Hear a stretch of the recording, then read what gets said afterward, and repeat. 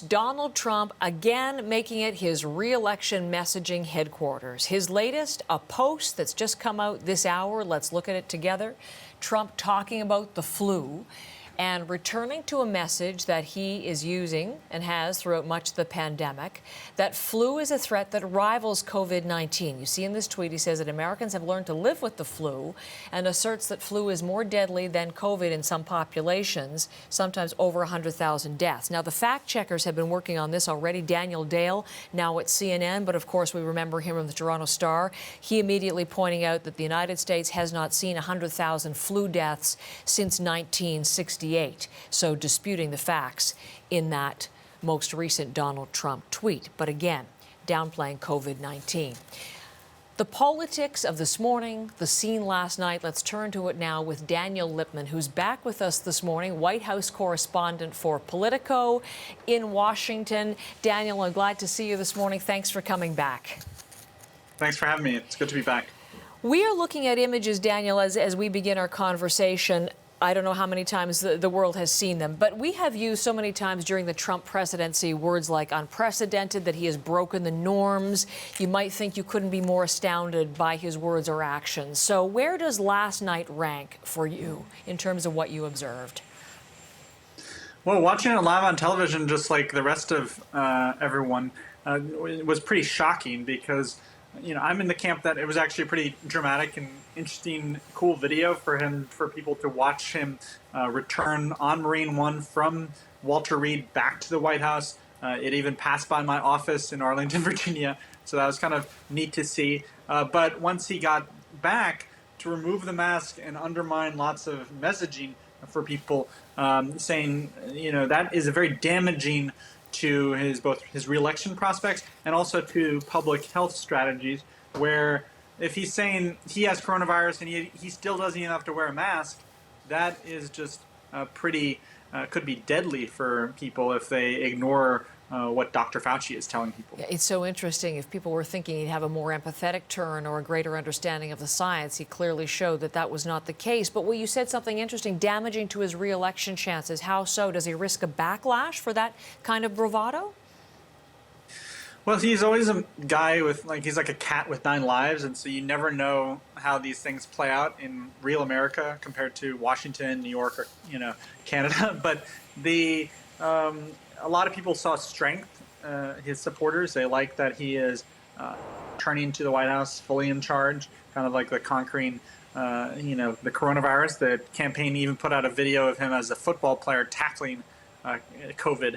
And so, but in terms of it damaging, he's already underwater with seniors. And so Biden leads Trump by, in the senior age group, 20 points, 20 percentage points. And so that, and Trump won that group handily last time. And so the map is just really bad for Trump, and most Republicans have kind of thrown in the towel. They just don't think he's going to win.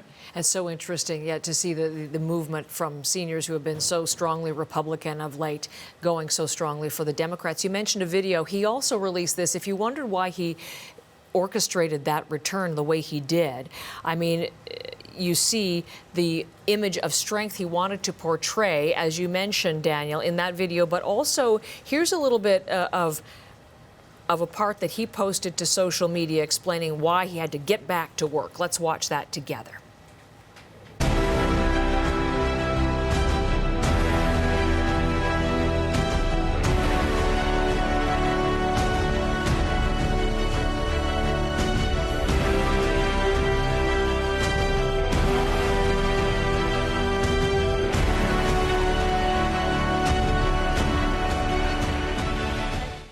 There's that video, Daniel, and then there's this direct message to Americans that we're going to listen to.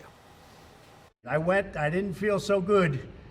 And 2 days ago, I could have left 2 days ago. 2 days ago, I felt great, like better than I have in a long time. I said just recently, better than 20 years ago. We're going back to work. We're going to be out front. As your leader, I had to do that. I knew there's danger to it, but I had to do it. I stood out front. I led. Nobody that's a leader would not do what I did. And I know there's a risk, there's a danger, but that's okay. And now I'm better, and maybe I'm immune. So is he going to play down his own infection, Daniel, or use his own infection to play down the virus to boost his strength? How do you see that?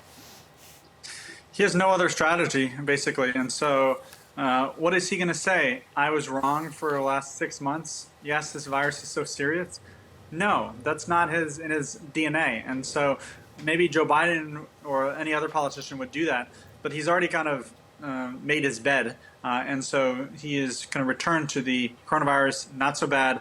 I was able to defeat it, even though I'm in my 70s.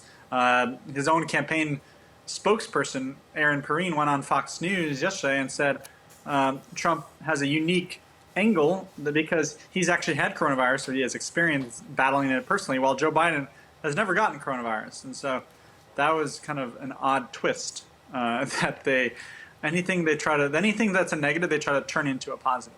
So we saw a little bit of the social media video that they posted, this, very sweeping cinematography of the return and the helicopter and then the message as he came back to the White House. You mentioned Joe Biden, who had put his negative ads on pause, Daniel, while the president was in the hospital. Then he came back very quickly with a social media ad of his own. Side-by-side photos, videos of the president taking off his mask, Joe Biden putting his on. How do you think this whole approach, COVID-19, let's look ahead to how this defines the campaign moving on? No, I think it's a huge part of the campaign. We're not talking about law and order in the streets anymore, or the cities and looting, or the Supreme Court nomination. It's all about coronavirus these days. And so that could definitely change once the hearings for Amy Coney Barrett start up next year. But Joe Biden is going hard on what his campaign platform is, which is COVID is serious. We have to take this. This is a very important step to wearing a mask most of the time. And Trump is kind of doing the opposite. Trump is basically saying, if you're tired of coronavirus, I am too. So, just vote for me because I can bring back the economy once we have a vaccine. But when you have this type of messaging he's issued in the last 24 hours, the people who, the family members and the friends of those 210,000 Americans who died from coronavirus, I'm sure that he's losing some support among those people because it just looks insensitive, and it's almost like a social Darwinism idea that I was able to defeat it while he doesn't leave it. He doesn't say it per se, but if you're not strong enough, then you kind of pass away from it. Daniel, I really appreciate your perspective on this. Thanks for being back with us, and we'll look forward to other conversations. 4 weeks today. I guess I don't need to tell you that, do I? 4 weeks today. I'm looking forward to it. Yeah, election night in the United States, and hang on to your hat for sure. Daniel Lippman is Politico's White House correspondent from Washington.